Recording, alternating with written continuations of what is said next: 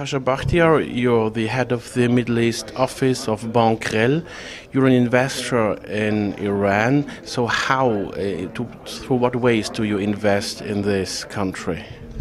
So we invest in Iran through the setup of a private equity fund, which we have launched with our joint venture partners, Turquoise, who are investment specialists in Iran.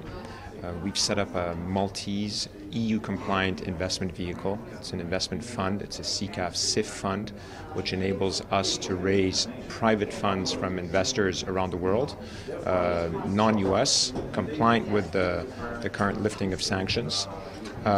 They invest in the fund, and the fund then deploys those assets into the Iranian businesses in which we decide to take stakes.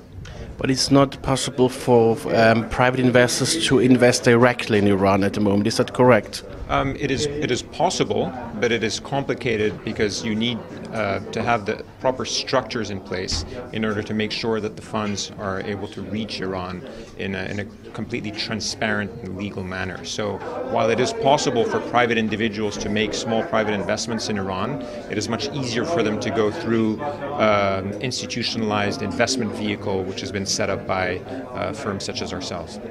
So what are the most interested branches of the Iranian economy for foreign investors right now? I think for foreign investors, what's very interesting right now are the consumer goods stories.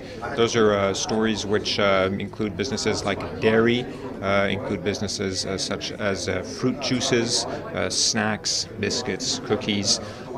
Those are sectors which are non-cyclical. The Iranian population is a young population. They're growing. The consumer demand is growing as well. And historically, those are the sectors and the businesses which international firms like to buy when they decide to penetrate a market. Companies such as Nestlé, Danone, in the history of their emerging market growth, have always been strategies where they acquire the leading players in those areas. And I think that is what we're banking on with this specifically focused strategy on the consumer goods market.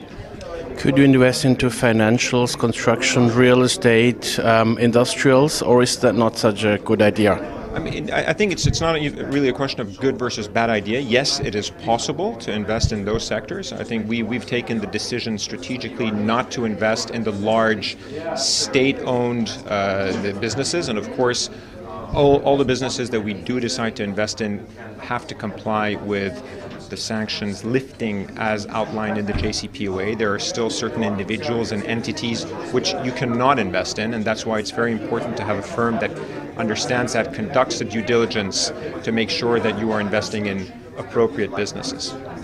Generally speaking, what kind of reforms does the Iranian economy still need?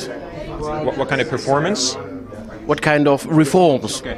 I think the Iranian economy now needs to gain some maturity and some international credibility. I think that as we see capital flows come in, as we see the first success stories coming to fruition, I think the Iranian economy needs that first and foremost. I think they need also perhaps to demonstrate to international investors that the Foreign Investors Protection Act is functional, that people can actually get their money in and out of the economy. So I think that more than reforms, I think they need a track record.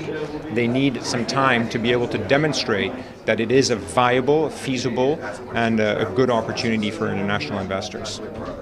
How do you assess the political risk of Iran? I think the political risk is there. The political risk in Iran is similar to that of other emerging markets. We've seen situations, for instance, in African private equity where you have regimes that decide to change their policy on international investments. I think that in Iran that risk is somewhat mitigated as it was such a long, drawn-out process to get to this position, that now this framework is really going to determine the guidelines for international investing going forth. That being said, there are internal political risks and there are external political risks. I think as a firm you need to manage the expectations of your investors, and you need to exercise continuous due diligence, a continuous analysis of the situation in order to anticipate anything which may potentially go wrong in the coming years. Pasha Bakthiar, thank you very much for your time.